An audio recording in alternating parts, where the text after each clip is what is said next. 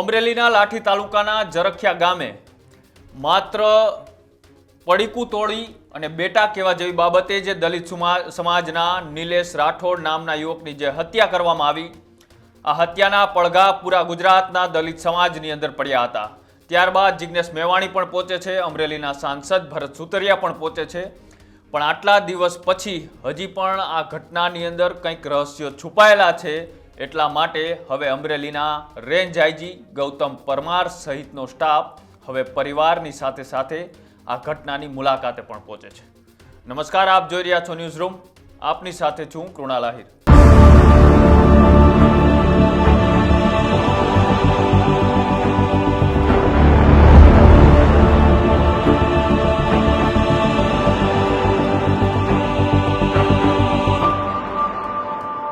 અમરેલીની બાજુમાં આવેલું લાઠી અને લાઠીનું જરખિયા ગામ એ છેલ્લા કેટલાક દિવસોથી એક ચર્ચાનો વિષય બન્યું છે.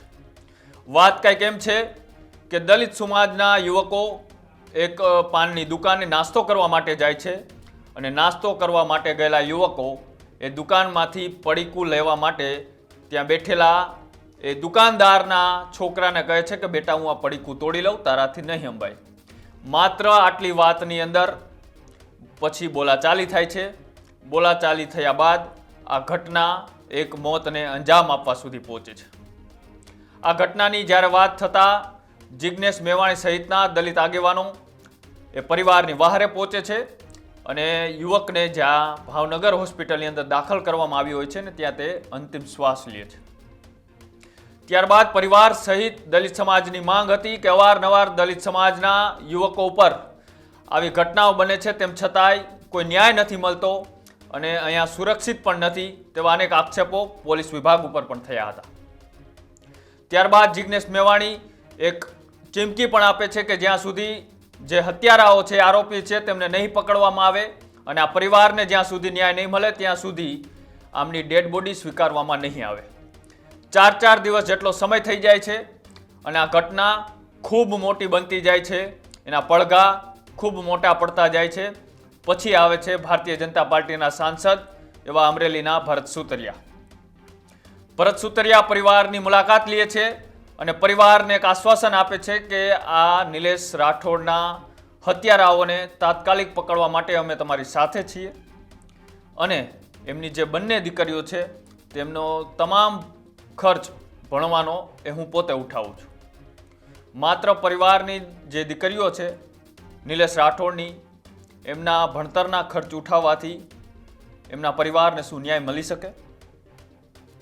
એ તો જેમનો ગયો હોય તેમને જ ખબર પડે. માત્ર સાંત્વના આપવાથી કે 2 કે 4 દિવસ લોકો ત્યાં આવવાથી એ પરિવારનો ગયેલો વ્યક્તિ પાછો નથી આવી જવાનો, એ સૌ કોઈ જાણતા હોય છે. આ તમામ ઘટનાઓની વચ્ચે એક પાછો આ ઘટનામાં વળાંક આવે છે અને વળાંક એ આવે છે કે 10 દિવસ પછી જે બોલાચાલી થઈ હતી, જે જગ્યાએથી આ વિવાદની શરૂઆત થઈ હતી, એ પાનની દુકાનના સીસીટીવી કેમેરા પણ સામે આવે છે. પણ એક રહસ્યમય વાત એ છે કે આ ઘટના આટલી બહુ મોટી હતી, તેમ છતાંય અમરેલી પોલીસે તાત્કાલિક તપાસ કરી અને 10 દિવસ પછી કેમ સીસીટીવી કેમેરા બહાર આવ્યા?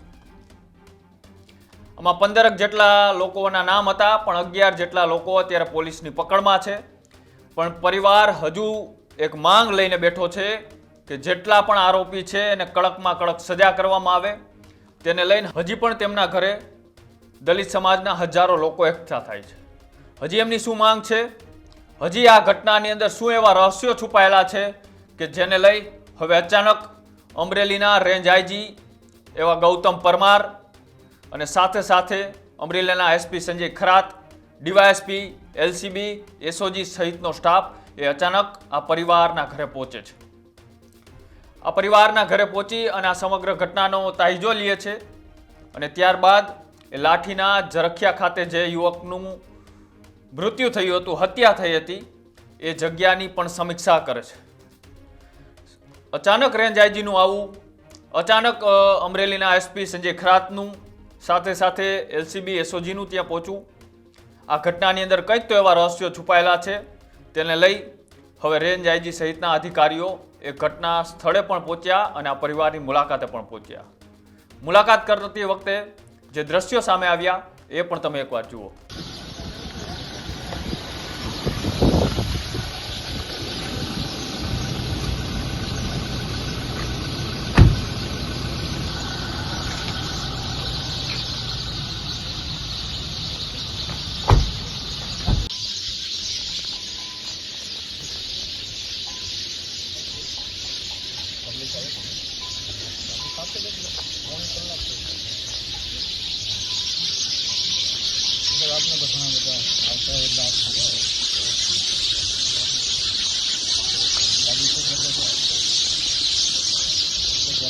ત્યારે તો તમને બોલાવતા એમાં પછી એક્ટિવિટીમાં તો મને દિલથી કામ કરે કોઈ નિસ્વાર્થ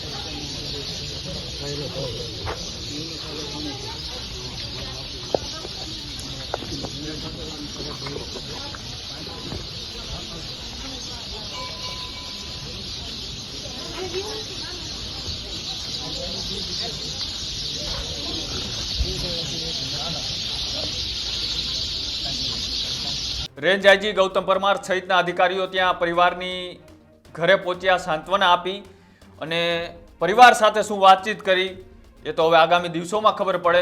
પણ આ ઘટનાની અંદર હજી કંઈક તો એવા રહસ્યો છુપાયેલા છે. આ ઘટનામાં કંઈક તો એવું છે કે તેને લઈ હવે રેન્જ આઈજીએ પરિવારની તો મુલાકાત લીધી, પણ સાથે સાથે જે ઘટના જે જગ્યા ઉપર બની હતી તે જગ્યાની પણ મુલાકાત લીધી. એ જગ્યાની મુલાકાત લેતી વખતે રેન્જ આઈજી સહિતનો સ્ટાફ પણ ઘટના સ્થળે પહોંચ્યો. તેના પણ વિડીયો સામે આવ્યા, જુઓ.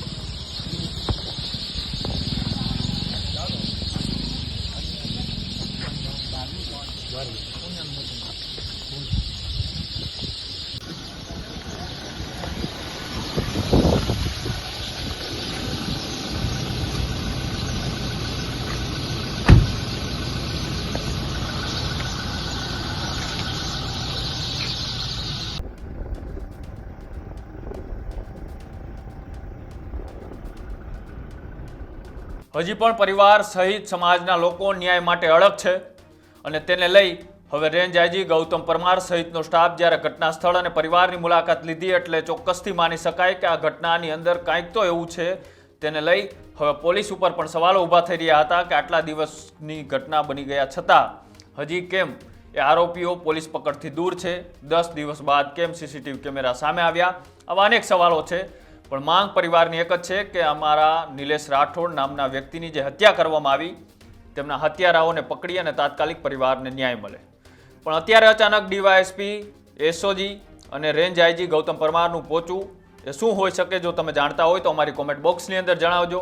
આવા જ અહેવાલો જોવા માટે અમારી યુટ્યુબ ચેનલ ન્યૂઝ રૂમને આજે જ લાઇક કરો, શેર કરો અને સબસ્ક્રાઇબ કરો. નમસ્કાર.